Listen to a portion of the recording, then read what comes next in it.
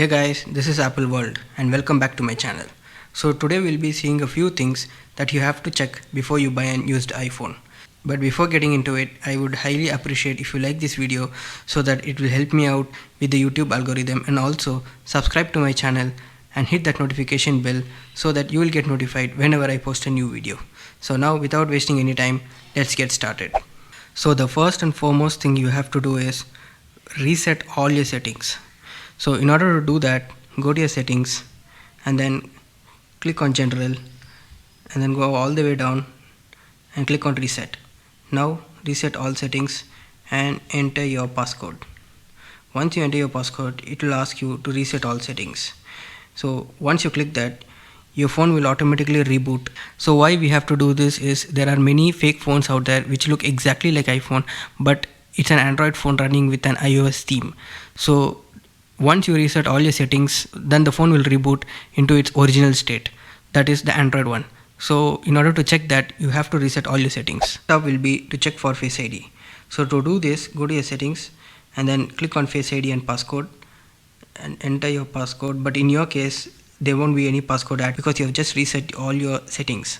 Now click on Setup Face ID and then get started. Once you get started, place your camera so that it will identify your face and follow the on-screen instructions. And once you get the Face ID set up, that means the Face ID on this phone works without any flaw. So now open the camera app and click some images and check if your images are blurry. So the main reason is sometime when your phone is being dropped, so then the glass that covers the lens can have some cracks, and because of which water can get into it and cause water clogging. This can produce blurry images. So next will be to check if the microphone and your speakers are working properly. So in order to do that, go to your voice memo app and start recording your voice. So once if this app starts recording your voice, that means your microphone is working fine, and then end the recording and start playing it. And also increase the volume up and down, and if you are able to hear your voice clearly without any lag, that means even your speakers are working fine. The next most important thing every buyer should be considering is to check for the battery health. And what Apple recommends is if the phone's battery health is above 80%, then that particular phone can do peak performance. But there are two ways to check. So the first one is go to your settings and then click on battery and then click on this battery health. As you can see, the maximum capacity is 80%, and if there is no toggle like this near the peak performance capability, then your iPhone is already at its peak performance. So there is another way where you can really check if the battery is in a very good condition. So in order to do that, open your camera app. Before getting started, just see the battery percentage. So here it's 42%. So now press and hold the shutter button. As you can see here, there are multiple photos being clicked, which is called as burst photos. And as you can see, the phone is also counting the number of photos. So this will automatically end once it reaches 600 photos. And it will almost take up to a minute. But after this process, the battery percentage shouldn't be dropping below 3%.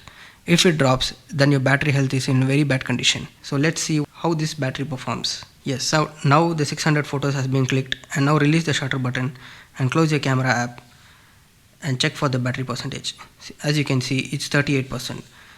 But leave your phone for 1 or 2 minutes and then again check for your battery health, battery percentage. So now as you can see, it's at 36%.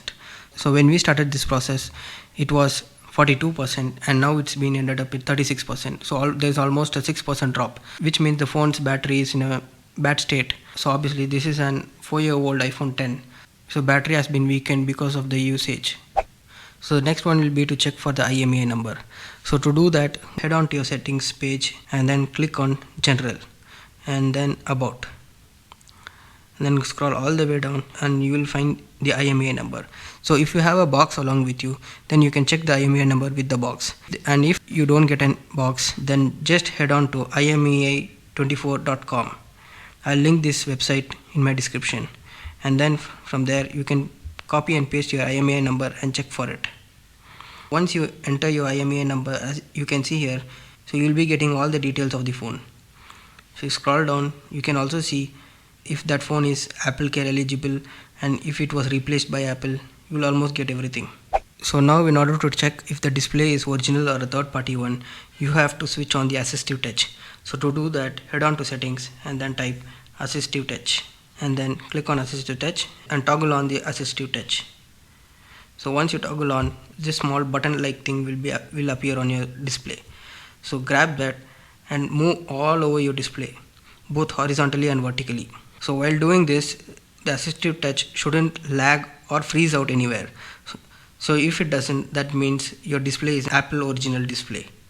So now to check if your phone is carrier locked or not, you have to just insert your own SIM into the phone, and then your phone should display your carrier name. So if it displays, then your phone is not carrier locked. So next will be to check if the GPS sensor is working properly. So to do that, head on to your maps, Google Maps, and then click on this arrow like button, and this will show you the exact location. And also to check if the gyroscope is working properly, click on this compass icon.